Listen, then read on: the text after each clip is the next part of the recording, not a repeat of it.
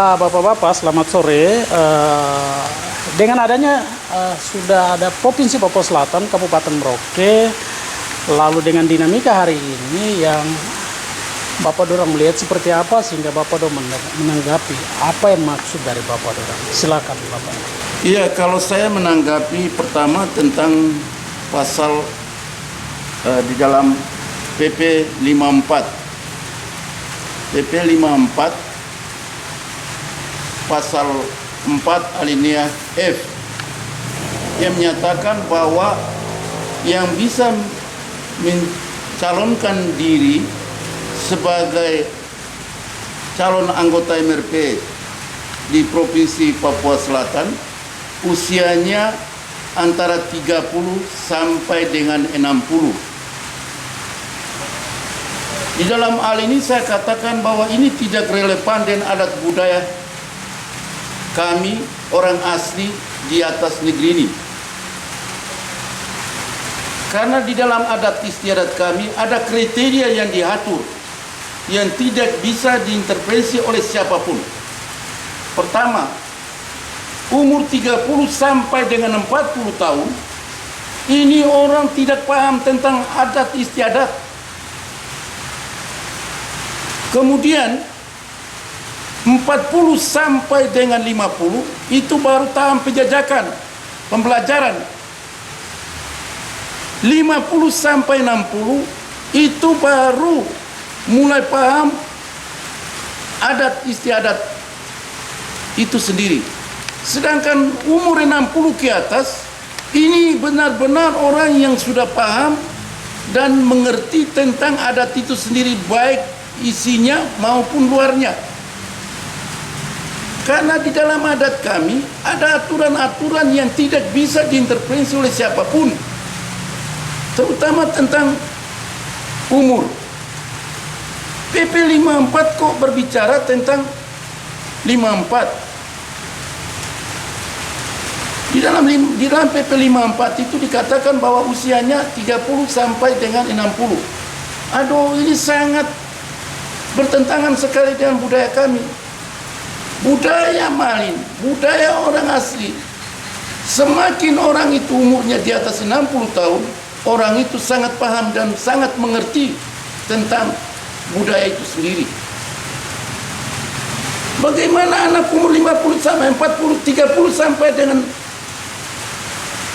60, apakah dia tahu apa yang diklasifikasi bahwa ini yang tidak bisa dipublikasikan kepada orang umum dan apa yang tidak boleh. Ada, tidak bisa adat itu dipandang seenak. Oh, lihat saya bahwa ketika saya tidak ada kriterianya. Ada kriteria. Umur sekian yang bisa berhak berbicara. Umur sekian ini yang boleh.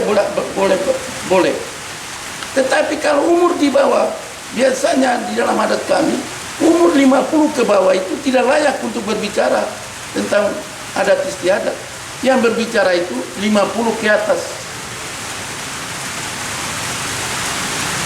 Jadi kalau umpamanya ada pembatasan seperti ini sesuai dengan PP 54, ini kan secara tidak langsung sudah mengkerdilkan kami. Bagaimana kami mau menyusun perdasi dan perdasus yang berlandaskan kepada adat istiadat kami? Yang menyusun ini kan kalau mengikuti dengan PP 54 berarti kan sudah melakukan kesalahan besar di atas negeri ini. Ini akan menimbulkan satu persoalan yang tidak akan pernah diselesaikan. Maka oleh sebab itu pemerintah dalam hal ini pemerintah Provinsi Papua Selatan harus mengambil satu kebijakan yang ada keberpihakan kepada orang yang berusia 60 tahun ke atas, karena mereka yang bisa mengatur perdasi dan perdas untuk generasi tanah ini. Tidak bisa yang 30 sampai, tidak bisa.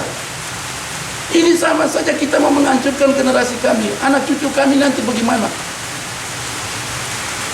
Ini sangat berbahaya sekali. Maka oleh sebab itu kita minta sekali lagi pemerintah dalam hal ini harus mengambil satu kebijakan yang ada keberpihakan, yang positif. Dan saya sendiri juga tidak tahu, mungkin saya yang bodoh, saya baca-baca tidak ada satu referensi yang mendukung PP 54. Tidak ada. Tidak ada satu referensi di dalam Undang-Undang Dasar 45, undang-undang dari segala sumber hukum yang mendukung PP 54 itu. Tidak ada. Saya baca dari mukadimah pembukaan Undang-Undang Dasar 45 sampai dengan penutup, tidak ada satu referensi yang mendukung PP 54. Saya tanya, dari mana ini PP 54 ini diambil? Ini pertanyaan saya pertanyaan orang goblok. Tapi dari mana ini referensi ini diambil? Di dalam Undang-Undang Dasar 45 saja tidak dikatakan bahwa yang nyampe presiden dan wakil presiden umur sekian-sekian. Tidak ada. Semua presiden, bupati, gubernur, ketua DPR, semuanya DPR dan segala macam itu tidak, sampai dari presiden sampai kepala kampung pun tidak dibatasi usia. Kenapa kami yang di MRP kok dibatasi? Sedangkan MRP ini adalah napas kehidupan untuk kami, supaya kita bisa menyusun aturan-aturan yang benar, supaya generasi kami, generasi yang akan datang, cucu-cucu kami tidak salah dalam mengimplementasikan adat kami sendiri di sini. Jadi kami minta itu pemerintah dalam hal ini, pejabat Provinsi Papua Selatan harus melakukan kajian. Harus kalau sampai memaksa, ada hukum yang tidak bisa kita pungkiri, hukum karma kan itu. Ini hukum yang tidak bisa diganggu. Semua moyang di negeri ini menangis, karena yang akan mengatur perdasi dan perdasus yang merupakan roh daripada MRP itu adalah orang-orang yang tua, orang-orang yang usianya sudah 60-an di atas. Ya. Contoh ini, contoh saja di Malin, saya dari golongan Mayo Bodo. Di sini ini, apakah anak muda yang usianya sekian, dari umur 30 sampai dengan yang sekian, apakah mereka tahu di sini ada berapa kutub? Sub di sini nih, sebelum ke 4 golongan, ada berapa?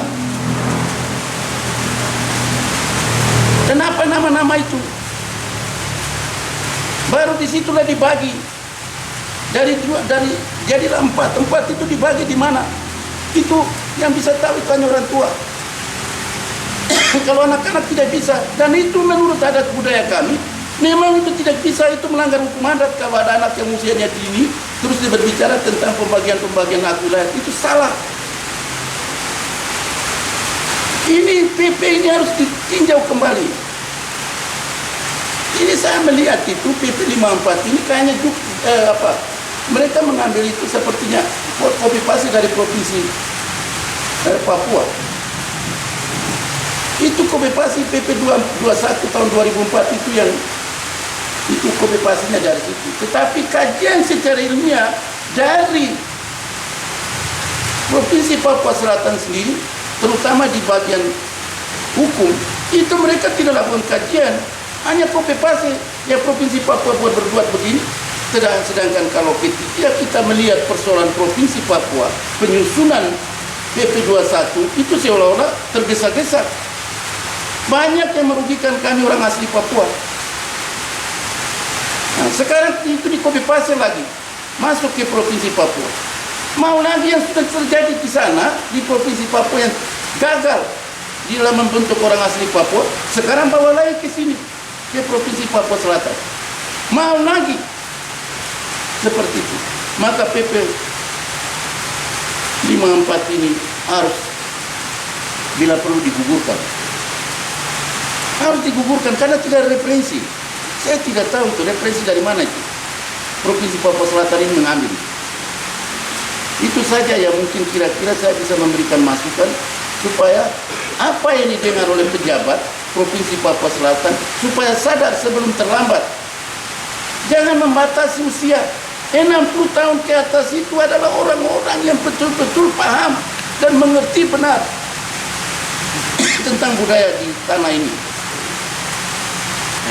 Saya soroti tentang pembatasan usia 60 30-60 ini perlu dipikirkan ulang, terutama karena umur 30-60 itu anak-anak baru besar, baru dewasa.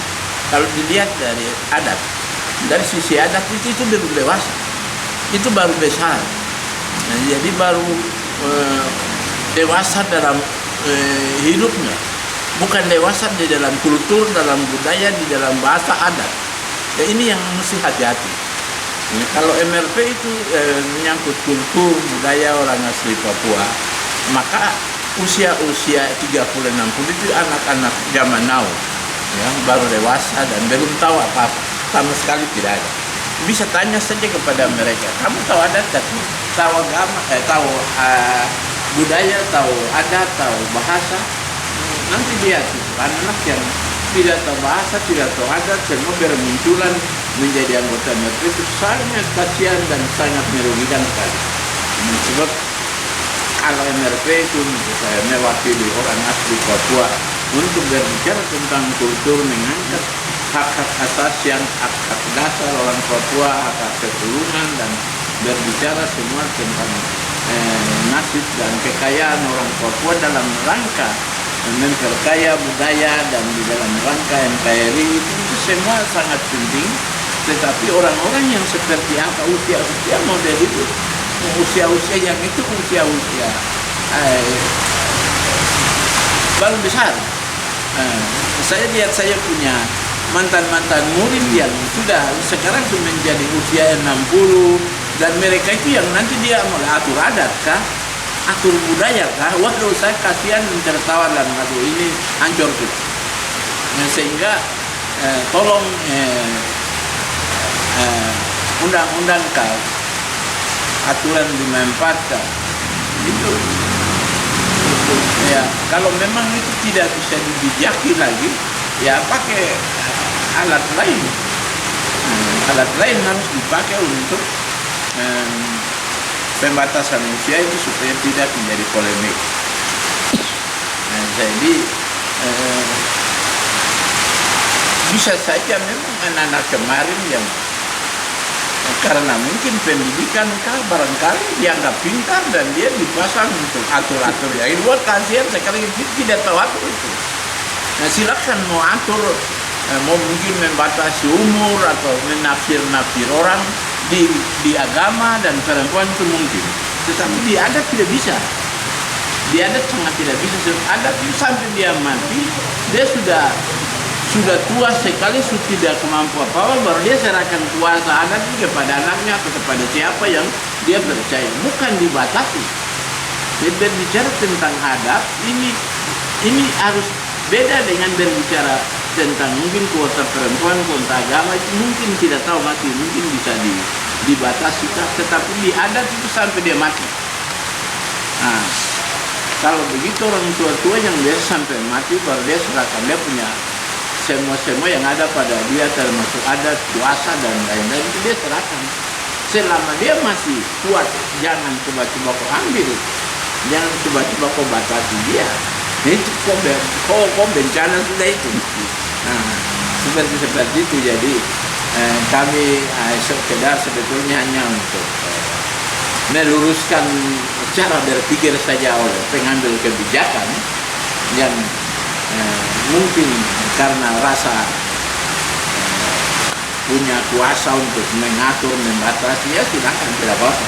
Tetapi kita tolong ingatkan bahwa untuk menjadi menghidupi, menggali budaya dan hal-hal yang menyangkut hak orang asli Papua, terutama kultur dan lain-lain, tidak bisa dipikirkan dan diterjemahkan oleh orang anak-anak baru dewasa ini tentang halal budaya yang paling mendasar. Itu tidak bisa, sangat tidak bisa sekali, sangat tidak bisa.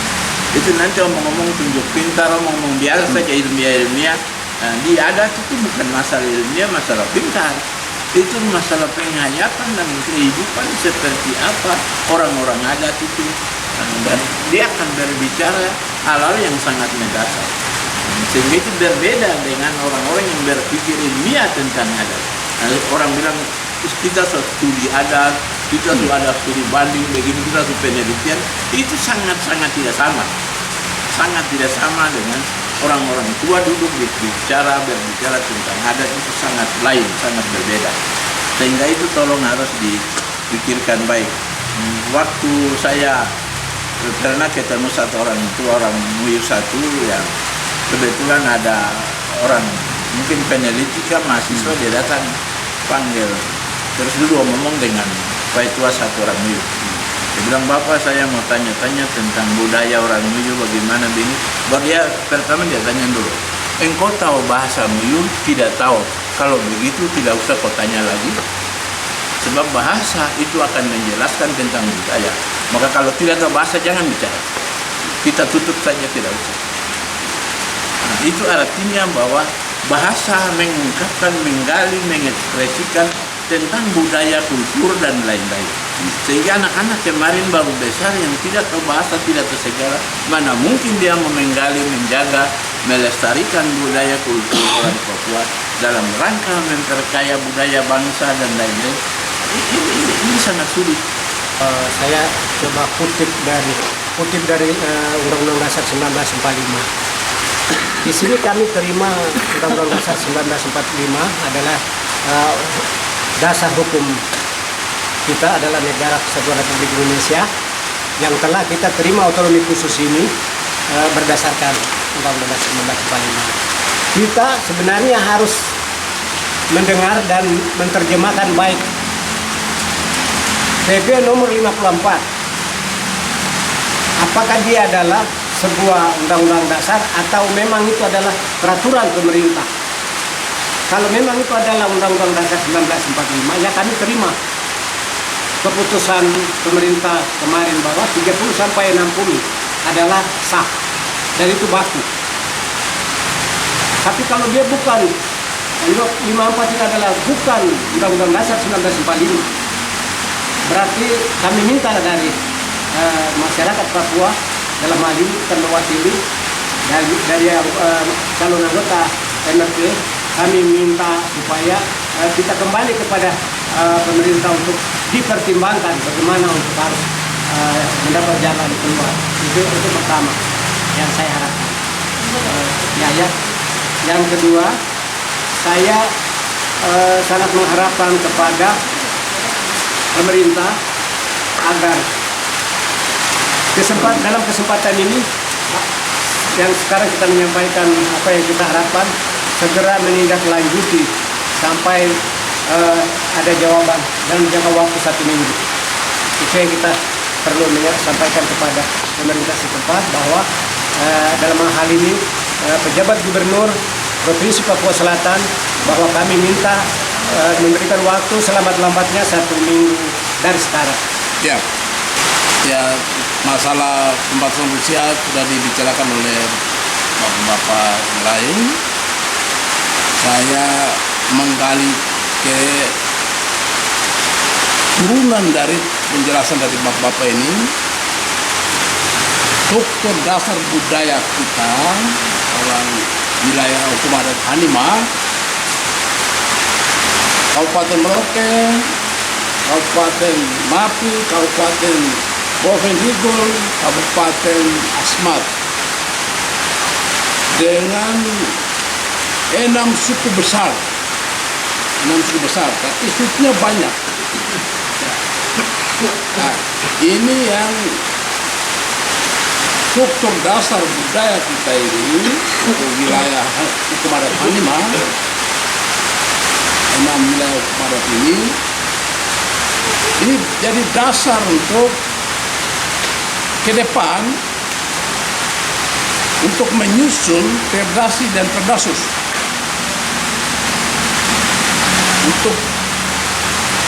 karena ini dia ada berhubungan dengan marga-marga yang ada.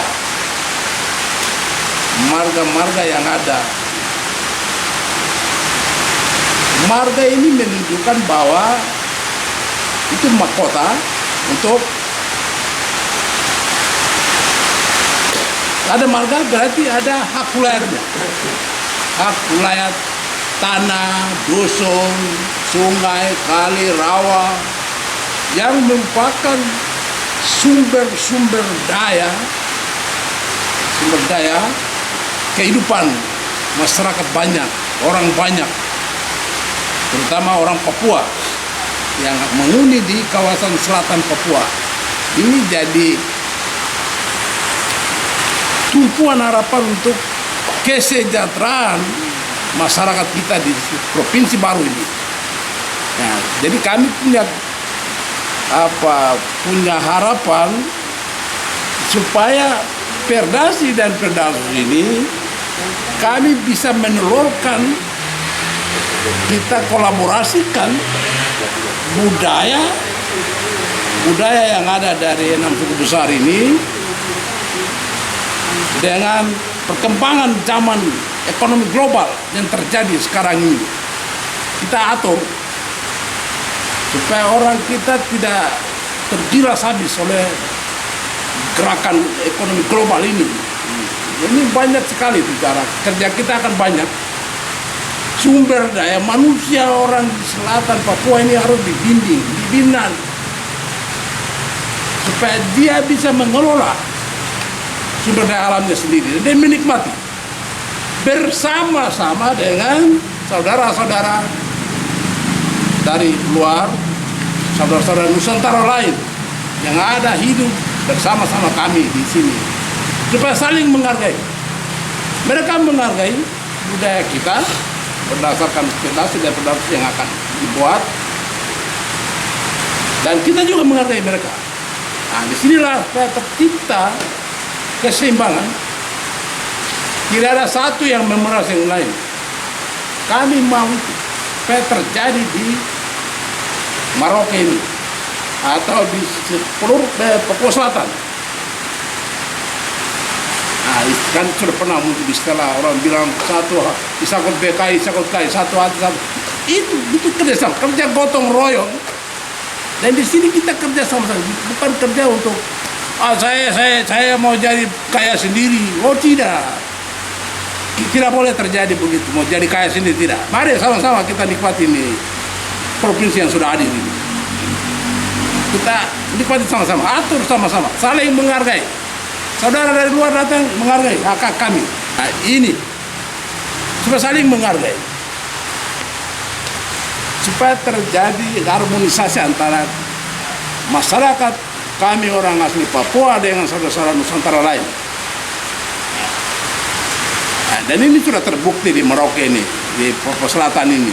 Nah, kita jaga ini, saling menghargai satu sama lain, tidak merugikan satu. Jadi ini menurut pekerjaan besar. Sumber daya manusia ini, ya, terutama kita orang asli Papua ini perlu ini kerja besar. Kerja besar antara institusi yang ada, institusi keagamaan yang ada, dinas-dinas yang ada, bagaimana mengkolaborasikan ekonomi pertanian, tanaman pangan, ekonomi perikanan dan kelautan, ekonomi perkebunan, ekonomi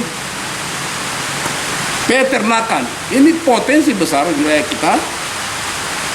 Mari kita garap ini sama-sama, supaya tidak ada yang mau jadi kaya sendiri. Sama-sama kita bangun, supaya ada sama-sama rasa. Itu yang kita mau melalui Perdasi dan Perdasus, berdasarkan struktur adat yang ada, fondasi adat yang ada, supaya Provinsi Papua Selatan ini kita letakkan pada, istilahnya kita bangun gedung mega, supaya ada dasarnya yang bagus. Melalui ini tadi Bapak sudah singgung tadi itu, masalah usia tidak bisa dibatasi.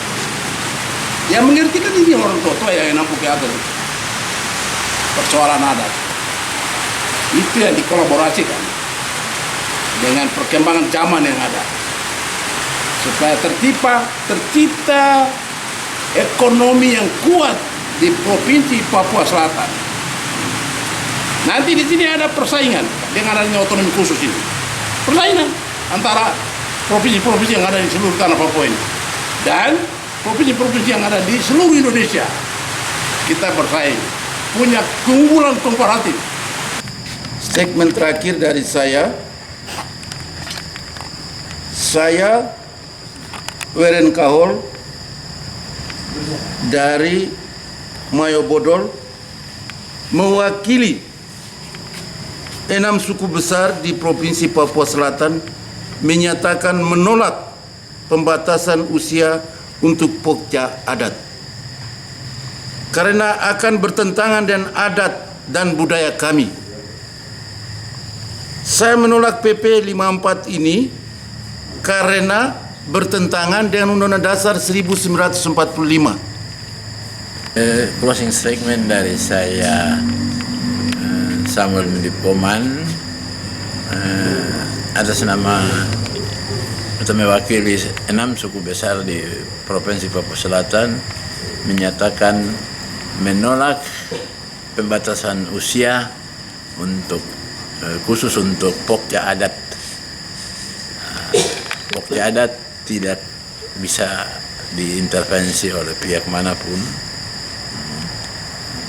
tentang usia seseorang dalam mengatur adat, sehingga adat atau usia dalam pokja adat adalah 50 ke atas sampai 80. Terima kasih. Saya cumanya bisa menggarisbawahi bahwa 1 minggu kami berikan kesempatan kepada pejabat sementara. Dalam hal ini pejabat gubernur Papua Selatan. Bahwa 1 minggu kita berikan kesempatan dengan hormat kita berikan. Kami punya pendapat, saran, perwakilan dari masyarakat adat suku besar, adalah 6 suku besar. Maka saya dari perwakilan agama, saya minta dipertimbangkan dengan baik.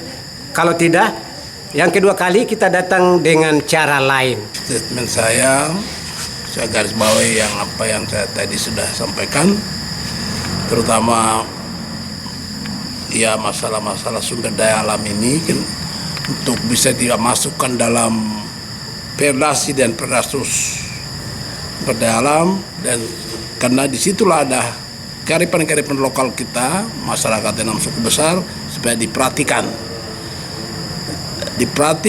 dan dilaksanakan oleh pejabat gubernur Papua Selatan. Kami harap itu harus diperhatikan. Nah, jadi harus dilaksanakan.